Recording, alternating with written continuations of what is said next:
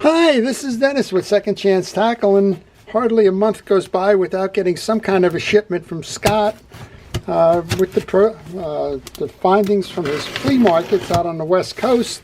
Well, and this week is no different. This package just arrived in my mailbox, and we'll be happy to take you through some of the reels that he found, and well, we'll see what we can do with them. But he just sent along the latest group. There's 2 boxes here. We're going to preview these. We'll talk about whether we will do a video or not. We'll see a little bit about the information itself. And well, if you're interested in seeing how this works, which ones get recorded, which ones show you how to service them as videos, well, then I would welcome you to subscribe to my channel. If you do subscribe to my channel, please hit that notification button. That'll tell you when I'm posting the videos, and you can make a choice as to whether those are ones that you want to see. So Scott says he found this one at, where is this one now? Pete's Just Fishing in Torrance. And it looks like a single unit here. I believe this is a Shakespeare from what I can read through the box. Look at this, huh? Wow. So he's really stepping up his game here in terms of the fishing reels that he's finding. We started with just about him buying everything that was on the table, and he's really started to take an appreciation more for the collection side of it than the fishing side of it. And this is a 2090 Sea Wonder. I believe I've done one of these. Perfectly matched with a Wonder Rod. If you can find those Wonder Rods, they are something to behold. But this one is for the more than half of a century fishing tackle purchase, and this is it. This is the Sea Wonder. I actually have a small Sea Wonder that I'm going to work on. It's all in that same line. Here's the smaller edition of that one. I forget the model on this one. Let's see if we can find that real quick. This is the 2065, and you can see this is its big brother. This is the 2090, and this one's in beautiful condition. It almost looks new, but of course with the reel that sits that long, it has come up with clogged arteries, if you will. It's the hardened grease inside the reel.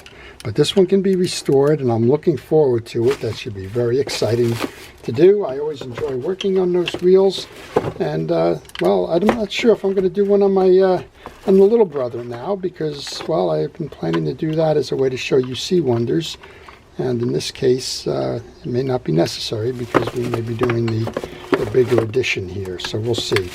He also looks like he has a spare spool, which is unusual to find. So from a collecting standpoint, once we clean out that old grease, get that thing working again, that would be a beautiful addition to Scott's collection. This one's mine, suffering the same issue here. You can hear the squeaks, and it's very hard to turn, and I know that's old grease as well. All right, that's the first box, but he sent 2. And he sets me up like that, makes me wonder. He was able to find the manual for this one, which I think is pretty neat as well, and has a copy of the whole manual. So I'm going to read through that. That's always good from an education standpoint, to learn a little bit about the reel itself. They tell you, how to work the drag and the anti-reverse lever, some standard stuff, but always in there they tend to find some other interesting stuff to pass along that we skim right over when we read those manuals or when we throw those manuals on the bench. And well, sometimes you find some really interesting stuff there. For example, in the pen manuals, the early days, the Long Beach and the Delmars and the Seaboys and all of that, well, they used to tell you how to set the anti-reverse spring. Well, folks would send me the reels, and they would say, the anti-reverse doesn't work in this one. Can you help me with that? And I would say, sure.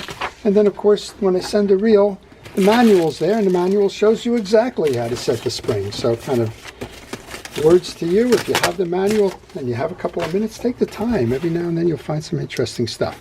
Well, this one has a more of a flea market feel to it, and we're going to see what we have. So I'm sure all of you recognize this, or many of you recognize this. This was a staple along the surf fishing scene for most of the 70s, and it's still out there.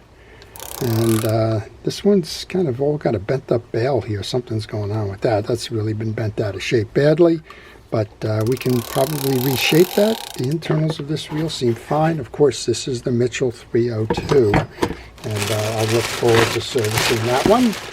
And I think maybe Scott found a couple of Mitchells, because there's another one here that's in the bag. This one is the standard of everybody who was growing up in the late 50s and 60s. This one pulls out, I think, yeah. This is the Mitchell 300. This one's in beautiful condition, but I'm feeling that same grease drag to it. It's just a little bit difficult to turn. And I've done the videos on the Mitchell 300, so if you're looking to see how to service that one, please go ahead and take a look at the video. And just search my library, Mitchell 300 service, it'll come up. And let's see what else we have in here. We have a rear drag one. This is the Shimano R2000. These are inexpensive reels, but they're very dependable. And if you're into freshwater or pond fishing, very nicely made reels. They're made in Malaysia. And these have what I call the easy cast feature. When you have your rod here, they have that flip switch. So as you're throwing out, you pull the bail back. And the idea is you don't need to touch the line to cast the line. And again, kind of like you're holding it on your rod like this. When you get to about the 11 o'clock position, you pull, let the line out, and then you can crank once it hits the water. Very nice, interesting feature there. Well, we keep on giving. Here's I love these. I don't know, for some reason I've been I don't want to say enamored, but let's say amused by the Langley reels. This one probably had, there's a reason why it's going down this low. I just I'm not certain what that reason is, but the bail is riding low in the stack, and usually there's a rubber bumper or something that tends to control that height. Yeah, I'm kind of seeing it here. This little stud on the side of this inside of the bail arm here, that should have a piece of rubber to go against the rubber there. We'll see if we can fabricate something. Of course, you can't find the original part now, but you can see if you built that up a little bit, that your bail arm would stay straight. That also happens on some Mitchell reels and some others. They have that bump. Langley was an aircraft parts manufacturer, majored in aluminum.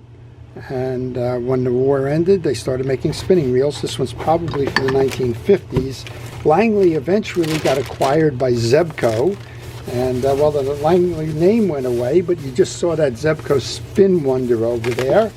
And that's probably an iteration of one of the Langley reels at the time. Well, speaking of Shakespeare, here's the ever dependable, always enjoyable Royal Maroon 2062. This one's in very nice shape. I just finished one of these for Bill up in Massachusetts, and learned a few things about Bill while we were talking. This one, again, same idea. It's all grease choked here, and that happens because the reels sit in storage. Typically they'll lay down on the non-handle side. All of that grease will just run to the bottom, dry up, and then all of the gearing gets clogged up there. But a very nice find for Scott in that one. Well, he's been out there just chasing around trying to find everybody's favorite reels, and he's done a real good job so far. He's had the Mitchell, he's had the Shakespeare in the box, he's had the Royal Maroon, and now he's got maybe one of the best of the Silver Series Japanese reels made. This is the Daiwa 2600C. This one's in very nice shape. Most of the time you're going to find on these silver reels that the paint wears and the metal oxidizes, and the handle, particularly in here, starts to corrode. And I think the same thing's going on here. Just a reel that's kind of suffering under the tired grease. But these are beauties. These are unbelievably dependable, and you can run those things for seemingly forever. Well, it looks like he's got two of them. He's got two of them, two 2600Cs. This one's a little bit looser, Same idea, beautiful reels. So these don't have the spring actuated internal trip for the bails. These have what I call the hammer bail. When you open up your bail to cast and you crank around, it's going to slam into that tag arm there, and that's what's going to trip the bail. So just kind of one of those features of the day, and they're still around on a few reels every now and then. Well, Scott has done really well. I'm looking forward to working on some of these. Make certain that I do a few videos, probably do the Langley. I'm not sure. I'll go check to see if I've done this. Every now and then I get the requests for these. They're not very expensive reels. This one looks new, but they're worth taking care of. Any reel is worth taking care of if you want to continue to use those reels. And if you don't, well, something like this happens where they get a little grease choked. But that doesn't mean that a quick service and lube can't keep that one fishing for a long time to come. Well, if you want to see those again, please subscribe. If you do subscribe, please use the notification button, and I'll do my best to post the videos that you would like to see on this reel. To all of our first responders and essential personnel, thank you for everything it is that you do to keep us safe. To everyone, have a great holiday season. We're coming up on it now. We're just starting to get threats of snow here in the Northeast, so we know it's the winter time. It's a great time to service your reels and to get them ready for next season if you happen to be in the situation that I'm in, where it's time to kind of pack it up, except for some of the winter cod and bottom fish, rock fishing. So please enjoy the holiday season. Enjoy the art of reel repair. Let me know what you think about the videos, and have a great day. This is Dennis with Second Chance Tackle.